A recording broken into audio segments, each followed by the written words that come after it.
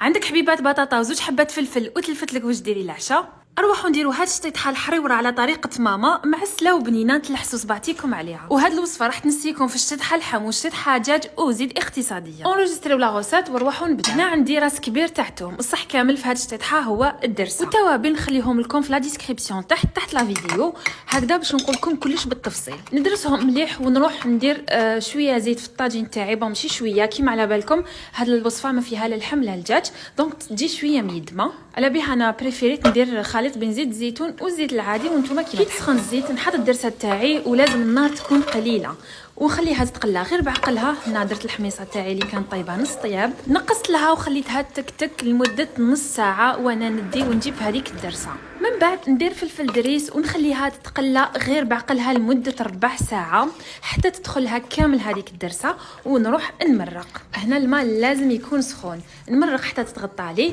ونخليها طيب بعقلها. انا من جهه هنا راني نقلي في الفلفل الحار، تحبوا ديروا الحلو ديروا، انا نحبها حاره. هنا البطاطا تاعي بعد ما طابت كامل مليح ولات زبده، فرغت هذاك الفلفل اللي كنت قشرته وقطعته بهذه الطريقه. خلوها تكتك غير 5 دقائق وطفوا عليها. واش نحكي لكم على هذيك الشطيطحه كيفاش جات حريوره بنينه عسل، لازم تجربوها. ما تنساوش ديروا لي جيم وتدخلوا لي رايكم في لي كومونتير. وهذا الاسبوع راح يكون كامل وصفات اقتصاديه بلا لحم بلا دجاج.